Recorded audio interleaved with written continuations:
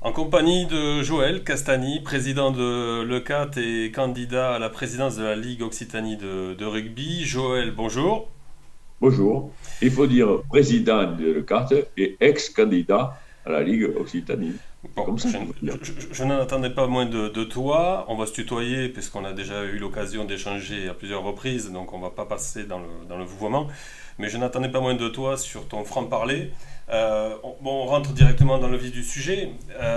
Ex-candidat, donc, pardon. Est-ce que tu peux nous expliquer le pourquoi du comment?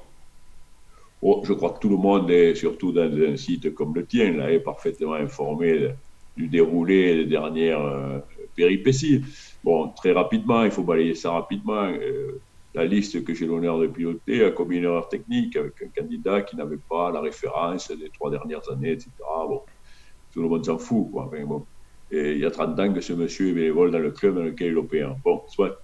Une fois que ça a été relevé, la commission a décidé, conformément au texte d'ailleurs, d'éliminer la liste et nous nous sommes ouverts au comité olympique. Pourquoi? Parce que nous pensions que, un, la commission n'était pas légitime et que, deux, ça valait la peine quand même d'examiner la situation de notre liste et de laisser concourir. La conciliatrice a rendu un avis dont tout le monde parle, je n'en vois que des bribes à droite à gauche, mais un avis qui est très clair. Un, ne retient pas nos arguments sur la légitimité de la commission. Et deuxième point, de façon très claire, très précise, elle dit les dispositions statutaires ont des manques lacunaires, pour le moins lacunaires, donc elle dit ça. Elle dit aucune disposition statutaire ne prévoyait d'éliminer la liste à cause de l'élimination d'un candidat. Elle dit il faut garantir une pleine expression démocratique. Et donc elle dit in fine, moi je vous demande de requalifier la liste en changeant un des candidats. Voilà. Alors, le président des conciliateurs, évidemment, transmet ça aux gens en place, autrement dit à la Ligue d'Occitanie, et la Ligue d'Occitanie a 15 jours pour accepter ou refuser la conciliation. La Ligue d'Occitanie s'est réunie hier ou avant-hier, je ne sais plus, enfin, peu importe, elle s'est réunie et à une très large majorité, elle a refusé la conciliation. Je note au passage que dans les décideurs, il y a quand même plus de 20 candidats, ce qui est quand même assez compliqué en matière de situation d'impartialité. Voilà. Bon, ceci dit, c'est comme ça. Et demain et après-demain, c'est comme ça. Demain et après-demain, le vote ne concernera qu'une liste. Et je le redis, c'est assez dommage parce que je pense que le rugby méritait d'abord un débat et une comparaison de points de vue, une comparaison de programme, et puis une expression démocratique, c'est-à-dire que les gens s'expriment librement sur qui demain peut piloter ou doit piloter le rugby régional. Dernier point là-dessus, c'est que on aurait eu un gagnant et un perdant, et donc une opposition, parce qu'à la proportionnelle, il y a toujours quand même quelques personnes qui sont présentes dans l'opposition, et ce qui est assez sain, de mon point de vue, pour équilibrer les choses. Je note au passage, je note simplement que en Ile-de-France, M. Grill conforme lui un peu à sa vision, a lui accepté que la liste qui lui est opposée puisse concourir. Elle avait les mêmes problèmes que celle que j'ai pilotée. Et lui, donc, avec ses amis avec de la Ligue Île-de-France, ont accepté qu'il y ait le vote. Et je crois que ça fait partie du fair play d'une part. Deuxième point, de la nécessité de voir la démocratie s'exprimer. Et troisième point, d'éviter qu'il y ait jugé parti. Voilà. C'est un fait, donc demain il n'y aura qu'une liste qui sera présente. Tu l'évoquais, certains dans ton entourage ont évoqué un déni démocratique. C'est regrettable forcément. Mais si tu me permets de revenir en arrière, qu'est-ce qui t'a poussé ou qu'est-ce qui t'avait poussé à te présenter tout d'abord? Ah oui, c'est vrai que moi, c'est surprenant pour ceux qui me connaissent, mon entourage, parce que moi, j'étais assez éloigné de tous ces sujets. Hein. Moi, je connais le rugby, enfin, j'ai la prétention de le connaître, hein, être à plus de 30 ans de responsabilité dans notre club et de joueurs. Enfin, je ne sais plus maintenant, je ne sais plus compter les années, mais ça doit faire au moins 50 ans que je baigne. Avec toutes les fonctions d'éducateur, d'entraîneur, de gonfleur de ballon, de tout ce qu'on voudra. Quoi. Bon. Et même des filles, les seules filles qu'il y avait dans l'ordre à une époque, c'est celles de Lecate qui sont arrivées en première division. Bon, soit. Moi, j'étais très éloigné des arcanes du fédéral, etc. Je ne connais pas bien. Je connaissais des gens très respectueux de tous les côtés. Et puis, qu'est-ce qui s'est passé? C'est que nous avons ensemble fait une petite interview il y a quelques semaines, évoquant la décision assez terrible du club de Leucate de demander la rétrogradation en fédéral 3. Je vois qu'elle est commentée aussi, enfin, soit par les gens qui l'ont décidé. Donc, on a échangé et j'ai eu à ce moment-là, tu as eu le mérite de diffuser ça, et j'ai eu un nombre très important de réactions que je qualifie de très positives. Certaines étaient négatives, hein, mais une grande majorité positive. Et donc, on avait eu le sentiment de secouer un peu le cocotier. Et malheureusement, et je dis, je suis très malheureux pour ça, les faits actuels nous donnent raison, c'est très malheureux d'ailleurs. Hein, voilà. Mais donc, à partir de là, j'ai dû être repéré, entre guillemets, par quelques spécialistes de l'élection et qui m'ont sollicité. Ils m'ont sollicité aussi avec des amis locaux, Et comme j'avais noté un tas de dysfonctionnements de mon point de vue dans le système fédéral, je n'ai pas apprécié, moi, que des gens se démettent pour devenir des salariés. Je n'ai pas apprécié le niveau d'indemnité des uns ou des autres, parce qu'on est déjà du réseau associatif, donc du bénévolat. Et les indemnités sont d'un niveau qui ne me semble pas correspondre avec l'état d'esprit qui est le rugby. Tout ça, je l'avais noté. Et puis, je redis, le coup de grâce, tu l'avais écrit comme ça à l'époque, m'avait beaucoup perturbé parce que j'ai vu de l'ingérence dans le dossier, etc. Et donc, non pas par revanche, pas du tout, parce que, mais j'ai rencontré un homme aussi, Grill, j'ai entendu des mots qui résonnaient. Je pense beaucoup à entreprise à mission, je pense à bénévolat. Moi, je suis un peu engagé dans l'entreprise à mission, dans les coopératives où j'interviens. Et puis bénévolat, et puis amateurisme, et puis jouer plus, et puis enfin, tout un tas de mots qui me semblaient correspondre à ce que moi j'imaginais de rugby. Et donc, comme souvent dans beaucoup de décisions dans ma vie, j'ai pris un petit temps de réflexion pour en parler avec mon épouse, et, voilà, et j'ai quand même sollicité le club de Leucate. Le club de Leucate a voté pour savoir si oui ou non son président pouvait s'engager dans cette direction. Ils doivent le regretter. Ils doivent le regretter. Mais nous y sommes allés, je dis nous, parce que ça a été une décision collective. Voilà.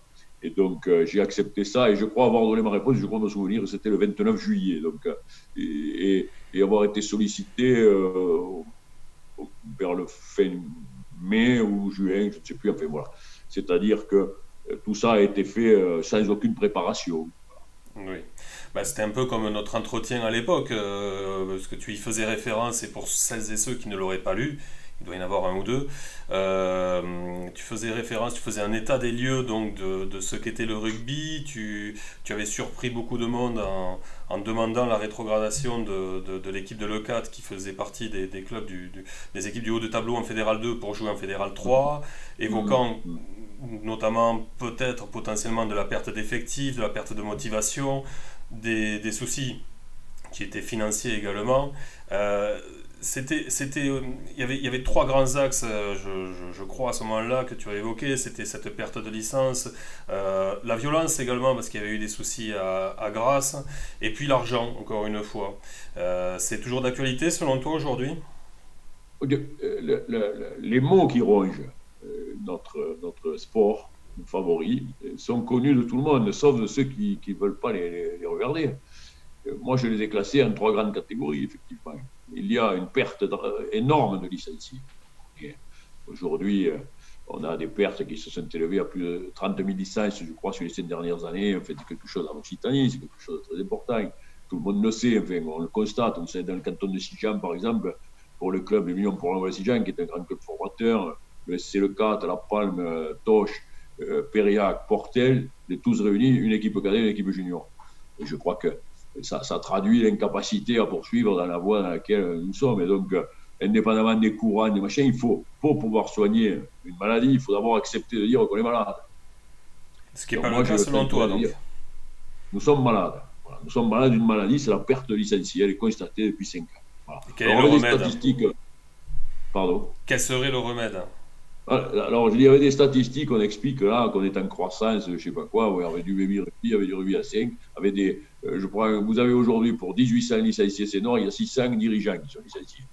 Donc voilà, on peut faire des chiffres comme on veut. En attendant, on n'est pas en développement, hein, voilà, c'est comme ça. Donc là, on l'avait expliqué dans notre programme, il faut Mais ce n'est pas revenir par l'école, à l'école en disant on revient à l'école. C'est faire le grand dossier focus sur le recrutement d'enfants et de jeunes joueurs. C'est pas dire on va faire ci, c'est focus. Les Anglais ont un mot extraordinaire, focus. Il faut rétablir dans les staffs la formation des formateurs. Moi, j'ai mes filles qui sont profs. Ma fille est prof de sport et spécialité rugby. Cette spécialité a disparu. Donc, il faut la réintroduire.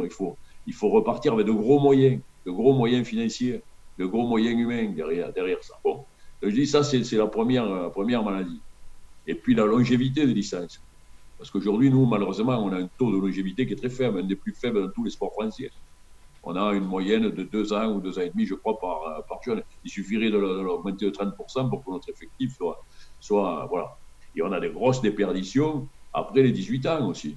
Parce qu'il faudrait réfléchir sur les catégories après 18 ans. C'est-à-dire, on avait à l'époque, souviens-toi, on avait les Réchelvé, je ne sais plus comment on disait, les Bélasquins.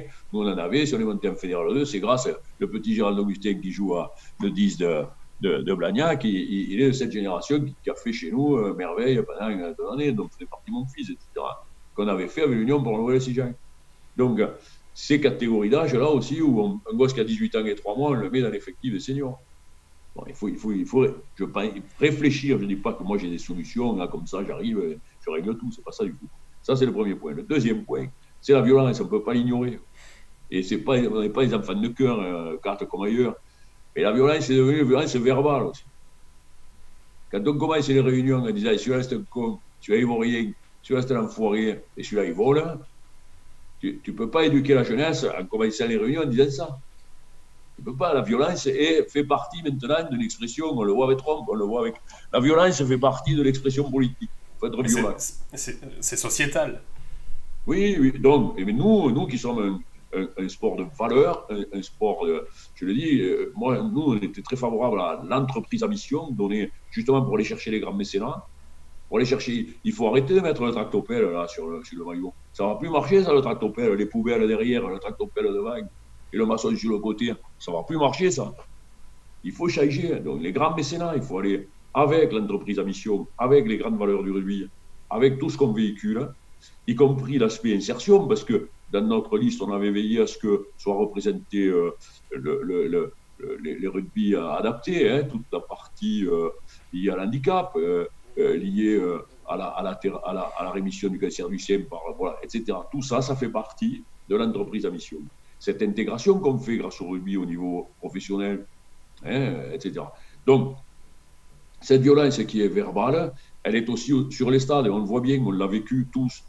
Et ça, c'est plus les 4 marrons d'avant, hein, dans les catégories jeunes, on voit des choses qui nous... Les parents crient comme des fous au bord des stades. Enfin, tout ça, il faut en parler. Je ne dis pas que j'ai la solution, je dis pas que... mais je dis, mettons-le sur la table. Voilà, ça, c'est le deuxième grand problème. Le troisième sujet, c'est les rondes dans le rugby amateur. Il faut le dire. Il faut le dire. On ne veut pas en parler. Vous ne voulez pas en parler, n'en parlons pas. Sauf qu'on sait bien qu'à la fin d'année, ce qui déséquilibre le budget d'une majorité de clubs, hein, c'est évidemment des sommes qui sont conséquentes et qui sont distribuées à travers un dernier kilométrique, etc., aux joueurs. Bon, si ces jeunes gens en profitent, tant mieux, si ça les aide. Mais en fait, je ne pense pas que ce soit le bon chemin. Il faut faire des choix clairs, quoi. Où on est dans un statut professionnel et on y gère avec les difficultés, voilà. Où on est dans le statut amateur et il faut... personne ne veut en parler, moi je le dis, je l'ai toujours dit, là-dessus, il y a des trucs qui vont pas. Voilà. On a un rôle d'insertion, il faut le jouer à fond, on peut accompagner parce qu'il y a le loyer, il y a ceci, il y a cela. Mais attention, quand on commence à déraper, et on voit bien que énormément de clubs ont été soumis à cette pression du bas de page, hein, je l'appelle comme ça, du bas de page, hein, et lié non pas au bus de l'école de rugby, hein, non pas lié au prix des licences de l'école de rugby, hein. C'est pas lié au survêt de l'éducateur. Hein. Non. C'est lié à l'indemnité qui est filée, un peu maladroitement, ou souvent maladroitement. Moi, je le dis. Et puis, j'ai pas la solution, mais je dis, mettons-le sur la table, et à partir de là, à partir de l'inventaire d'un état des lieux, on trouvera ensemble, et pas en s'opposant, on trouvera des solutions. Voilà. Donc moi, je dis c'est dommage, on le fait aujourd'hui, hein, et moi je te remercie, mais on le fait, on est jeudi, je sais combien. Moi c'est ça que je voulais. Voilà. Voilà, ce qu'on fait là. Et ce qu'on fait là, le faire de façon contradictoire avec. Moi, je n'ai rien contre personne, je n'ai pas d'animosité personnelle à l'encontre de je ne sais qui. Et qu'on dise non, Joël, tu te trompes, c'est comme ça, non, on pourrait faire ça, ou là, tu as raison, on pourrait faire comme ça. Et puis, on peut être en désaccord. Et bien entendu qu'on peut être en désaccord. Et d'ailleurs, je dirais presque j'espère, parce que ça enrichit le débat. Ça enrichit, voilà. Donc, nous, on avait, à partir de là, je m'étais dit aussi que. À partir de ces trois trucs, il fallait quand même revenir à une espèce de charte déontologique. Le socle du bon fonctionnement. Le socle du bon fonctionnement. Voilà. C'est connu dans les entreprises. Il y a un socle pour, il faut le respecter. Voilà. Et je pense que nous ne donnons pas toujours l'exemple du socle de bon fonctionnement. Il faut voilà. Et puis on avait là-dedans établi tout un tas de. Il y a aussi, je crois que les présidents le partagent. Malheureusement, excusez-moi, mais le Covid vient le perturber sérieusement. Mais là, on n'y peut rien. Mais c'était le jouer plus. Imagine que tu joues pour quoi? Tu joues pour le championnat de France, enfin, tu n'es pas un joueur de rugby, ou tu n'es pas un dirigeant. Tu joues parce que tu veux te qualifier. C'est ça notre rugby. Le rugby des villages, le rugby veut se qualifier. C'est pas comme le foot, que le premier monde, on veut se qualifier, on veut défier les Pays Basques, on veut défier les Catalans, on veut défier les Toulousains, etc. Bon. Seulement, quand on n'est pas qualifié, on est marron.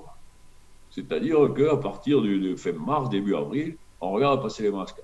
Voilà. Donc, moi, je pense qu'il faut à tout prix gérer une avant et après saison qui permettent de jouer plus. Voilà. Plutôt que les octobre, novembre, décembre étant amputé, janvier, février, mars, et puis c'est fini. Et jouer plus pour les seniors, mais jouer plus pour les écoles de rugby, etc. Il faut jouer plus.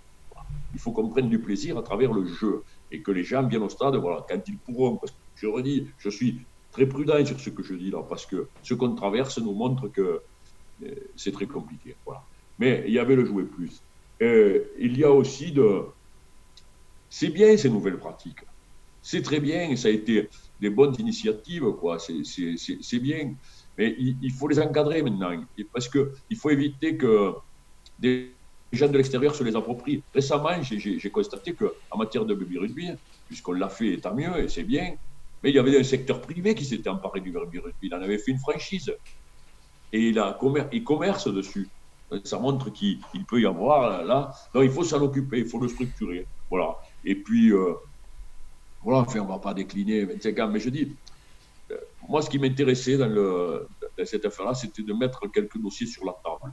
Bon, les choses étant ce qu'elles sont, entre l'inéligibilité, la crise du Covid et la façon dont tout ça est bousculé par des agendas, le débat n'a pas eu lieu. Bon, c'est comme ça. Moi, je le regrette parce que je pense avoir réuni. Comment dire? Moi, j'avais été parti d'un principe, c'est essayons de mettre des visages nouveaux. Et essayer de rassembler tout un tas de gens, non pas par l'âge, parce que malheureusement, moi, mais qui sont des gens nouveaux. Bon. Et deuxième point, j'avais essayé de rassembler des gens qui ont les mains dans le moteur. Parce que moi, je n'ai voulu avec moi que des gens qui gèrent les clubs. Voilà. Parce qu'un jour, une dame m'a dit, un des problèmes de la société, c'est que pour régler les problèmes des autres, il faut en avoir pour les comprendre. Et quand on n'a pas de problème, c'est difficile de régler les problèmes des autres.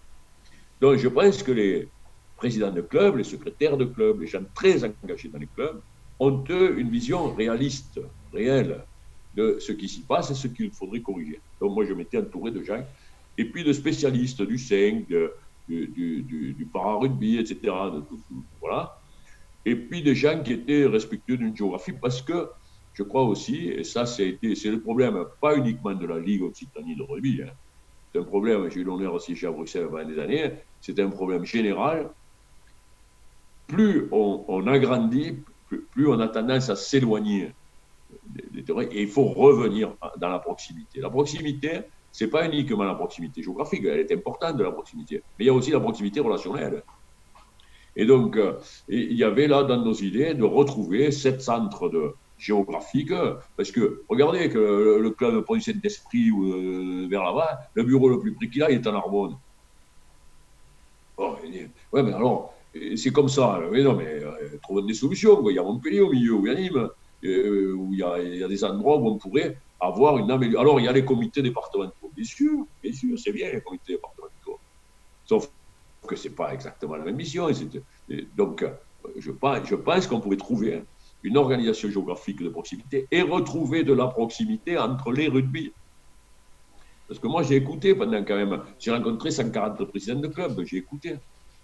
Et j'ai écouté qu'il y avait un fossé qui se créait entre le rugby petit, qu'on appelle petit, et pourtant il est grand, et avec les grands clubs. Il y a un fossé qui se crée.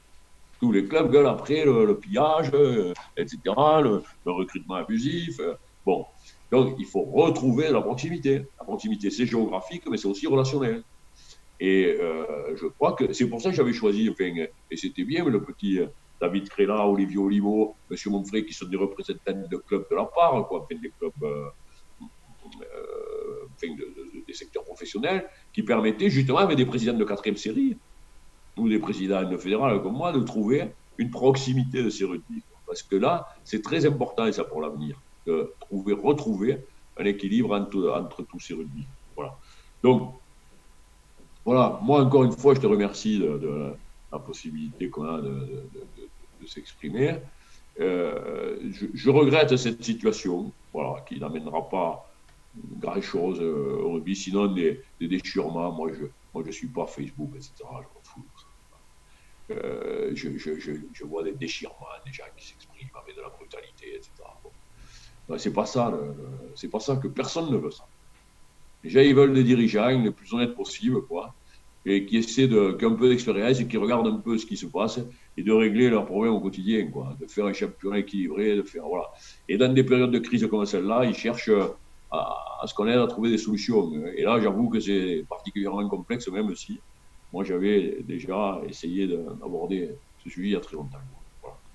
Voilà. Donc, c'est une déception, moi, personnelle. Bon, à la limite, oui, on est toujours déçus quand aux cartes, je veux gagner, au bout aussi. Hein, et au rugby, n'en parlons pas, on est bien d'accord. Hein, bon. Mais je suis déçu pour des jeunes gens, parce qu'il y a des jeunes gens avec nous, là, qui méritent d'être entendus, qui méritent d'être écoutés.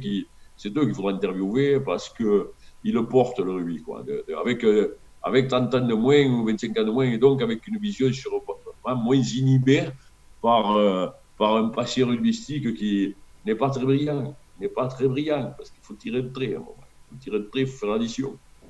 On était 100, on est 70. On était là, on est là. Il faut tirer le trait, il faut accepter de tirer le trait et de regarder. Et à partir de là, d'essayer de s'inspirer. Et j'avais dit d'ailleurs que ce serait intéressant de s'inspirer des success stories. Parce qu'il y en a. Il y en a. Je cite des clubs comme ça. Et je pense à Soragou, par exemple. C'est pas quand même la banlieue de Toulouse. C'est pas la banlieue Castres. Bon. Et je regarde, ces types, ils avaient 2 équipes seniors, ils en avaient une 3e. Il a fallu lever à cause du règlement, un peu très vite. Ils l'ont mis à côté. Mais ils ont 2 équipes de cadets, ils ont 2 équipes juniors, une école de rugby qui pète le feu. Hein. D'ailleurs, moi, j'étais allé chercher une dame qui n'a rien à voir avec nous, elle n'a pas le même accent que nous. Elle n'est pas ici. Je crois qu'elle a vécu en Allemagne. Et ça décoiffe ce qu'elle dit sur la formation. Ça s'appelle Madame Daubigeau. Et personne ne la connaît. Mais ça décoiffe ce qu'elle dit et ce qu'elle fait. Parce que dire, c'est une chose, de faire, c'est autre chose. Bon. C'est-à-dire Pardon. C'est-à-dire, qu'est-ce qui change dans son discours? Elle a des avis, elle a des avis sur la formation qui choquent les historiques du rugby.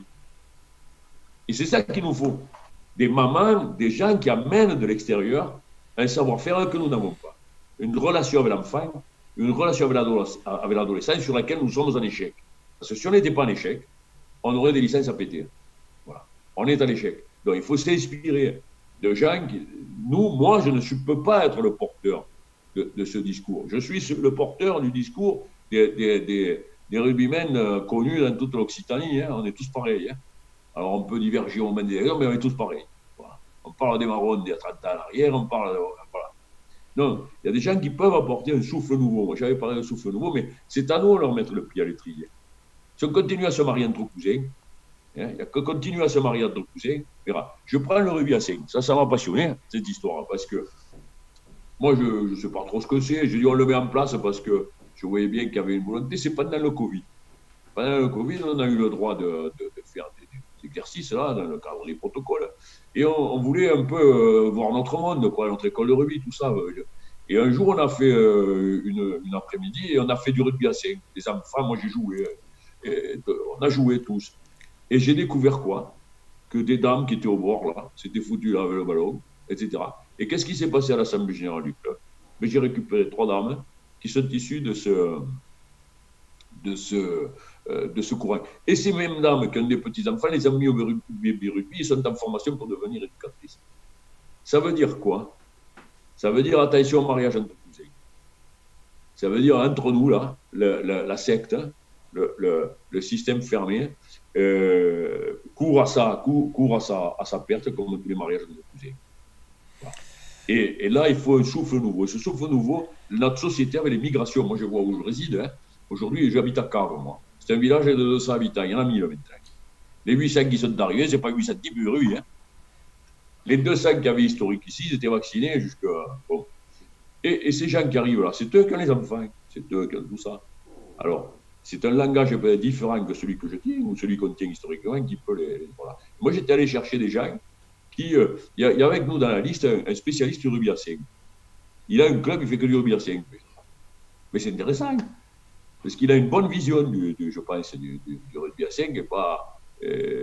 moi, j'ai les anciens de la Palme, le 4, là, qui viennent au rugby à 5. Mais ils croient revivre mais c'est pas pareil. C'est pas pareil. Enfin, voilà. On avait eu l'occasion, en tout cas, d'évoquer ton optimisme mesuré par rapport au rugby, on l'avait bien compris, tu nous le confirmes aujourd'hui. Tu nous avais dit aussi, et c'était plutôt intéressant, que la crise sanitaire actuelle, et qui est revenue malheureusement, devait moraliser quelque part les présidents qui devaient être moins dépensiers. Mais force est de reconnaître que ça n'a rien changé. Et peut-être même pire, on entend des présidents qui parlent de chômage partiel en fédéral 1. On n'incrimine personne, mais on n'a pas l'impression que cette crise finalement a moralisé qui que ce soit. C'est terrible. Et oui, je fais le même constat. La Fédération française de rugby a fait un effort conséquent en matière de réduction de coûts, et c'est bien, il faut traverser cette période. Bon, moi, je ne suis pas encore sur l'origine des fonds, mais j'ai la mesure, elle est bonne, c'est sur l'origine des fonds, moi, je ne suis pas d'accord, mais c'est bien, sauf qu'il faut que ça serve au bus des enfants, à baisser le prix des licences, à aider à avoir un survêtement à Noël, je ne sais pas. Si c'est pour foutre au pilier droit, hein, on s'est trompé. Mais là, ce sont les présidents qui sont fautifs. Non, mais je redis, c'est pas je dis, il faut mettre ce dossier sur la table. Et essayer de... Alors, c'est peut-être un vœu pieux, je ne sais pas, mais moi, tu sais, quand j'ai clôturé ma carrière de président de la COP, j'ai dit, quand on a fait le chien, ils l'ont fait parce qu'ils ne savaient pas que c'était impossible. Donc, pourquoi on n'essaie pas d'en parler? Alors, on en parle au coin d'une table, tout le monde dit « Oh putain, celui-là, il file ça, celui-là, il file ça, l'autre, celui-là, il file le double, le triple. » Parlons-en tranquillement. Parlons-en tranquillement, parce que ce qui va se passer là, à travers la crise, c'est que les moyens dont on dispose vont s'affaiblir. Ils vont s'affaiblir au niveau des fonds publics, parce que les collectivités vont avoir des priorités qui sont liées peut-être à l'hôpital, avec tout un tas de choses importantes dans notre société. Le secteur privé, lui, certains sont très affaiblis. Je pense à la restauration, nous, localement. Moi, je vois le casino pour le 4, ça semble être très affaibli, économiquement affaibli. Le secteur du vin, il souffre. Moi, je suis du secteur du vin, il souffre comme rarement il a souffert. Donc, les ressources qui accompagnent vont faiblir. Troisième point, on ne peut pas continuer sans arrêt à penser uniquement aux travaux publics, uniquement aux poubelles et uniquement à l'assainissement de l'eau, qui sont les grands machines du système. Bon. Donc, il faut qu'on moralise d'un côté, qu'on réinvente de l'autre en matière de ressources. Voilà.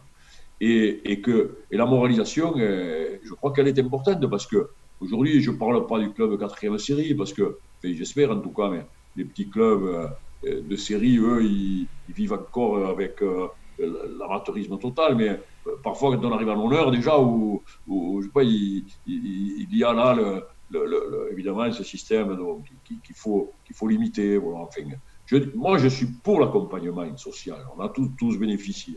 Il faut le bâtir sur l'insertion sociale, sur la formation, sur la relation avec les entreprises pour justement développer de l'emploi, etc.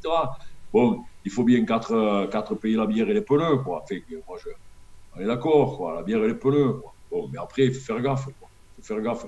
Alors, ceux qui adoptent le statut, moi je suis respectueux de ceux qui adoptent, vous parlez de chômage partiel, ceux qui ont adopté un statut de professionnel, bon, ils l'ont choisi, il faudra qu'ils l'assument, et alors il y a des règles sociales qui font qu'ils ont droit à ça ou pas ça, le chômage, etc. Bon, peu importe. Mais enfin, c'est pas beaucoup dans le rugby, ça. Cette catégorie, ils sont, je sais pas, en France, C'est une minorité. Par rapport aux 1800 clubs français, ils sont peu nombreux, quoi. C'est le ventre, parce que là aussi, on a fait un as de pique, hein.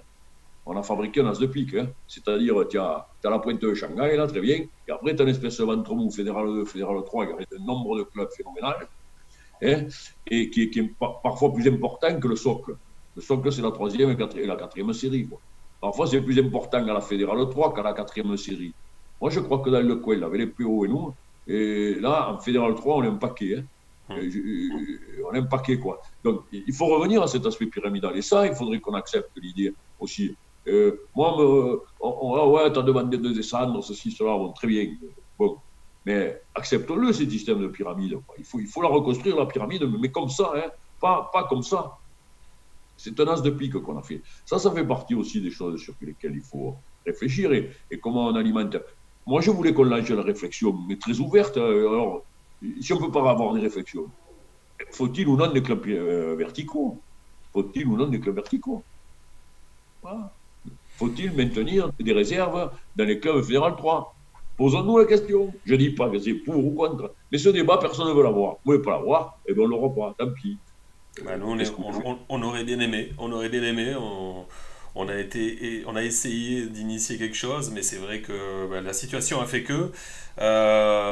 Bon, bah, c'est regrettable, c'est sûr. On précise que, pour être tout à fait complet, que les clubs vont voter à partir de ce vendredi jusqu'à samedi midi pour bah, voter sur une liste. Comme il a été mentionné sur ta liste, les clubs peuvent voter à hauteur de 50%, je crois, c'est ça, contre? Non, quand on vote un plébiscite, puisque c'est le cas, on peut voter pour ou contre. Voilà. Donc, le règlement, statut, etc., le truc là de la Ligue dit globalement que si la liste unique n'avait pas 50 et plus une voix, elle ne pourrait pas être élue. Et il faudrait réorganiser des élections dans 45 jours, ce que disent les statuts. Voilà. Bon, voilà qui est dit. Demain, ils prendront la responsabilité d'appuyer sur un bouton, comme ils l'ont toujours fait. Voilà. Mais je regrette. Vous voyez, je me suis régalé, là. Moi, je m'en fous. Je me suis régalé. Voilà, je dis ce que je pense. Je le dis avec ma sincérité, avec mes défauts. Voilà, et c'est comme ça. Voilà, mais dégageons-nous les broches un peu. Voilà, et laissons s'exprimer la réalité promet, mais il faut se foutre du vide dans le nez un peu. Bah, je crois que le message sera passé, Joël. En tout cas, c'est vrai que la discussion qu'on avait eue en avril dernier aura eu des répercussions, tu l'as dit, assez grandes finalement, puisque on aura contribué à faire de toi un nouveau candidat. Est-ce que ça fera de toi un candidat aux prochaines élections? Oh, je vais faire 65 ans dans quelques jours, et je ne pense pas être l'homme de l'avenir. Mais si j'ai pu comment dire, je pense à Olivier Mille, je pense à Christophe Saison, quelques jeunes gens, 32 ans, 33 ans, 40 ans, et si eux, ça leur pique, mais qui viennent participer au débat et qui remuent un peu, secouent un peu coquille. Voilà. Pour le bien du rugby, j'espère. Oui, parce qu'on rappelle qu'on est tous au service du rugby amateur, surtout sur rugby amateur évidemment. Joël, merci pour ta franchise encore une fois. Non, merci. C'est toujours un plaisir en espérant pouvoir échanger avec toi prochainement sur les performances sportives de l'E4. Si pour autant que cette année il y ait des performances sportives. Espérons qu'on peut refoutre les crampons, comme on dit, et que les enfants puissent aller sur les stades, qu'ils puissent toucher le ballon et que bon, on arrive à faire quelque chose d'ici la fin de l'année. Voilà. Et qu'on ne perde pas trop au passage de club, parce que malheureusement, le bénévolat s'épuise aussi. Hein. Les gens sont fatigués par tout ça, et ils ont leurs problèmes familiaux. Et... Enfin, bon. On espère tous la même chose. On espère tous la même chose. Joël, merci beaucoup et à bientôt sur Rugby Amateur. Merci.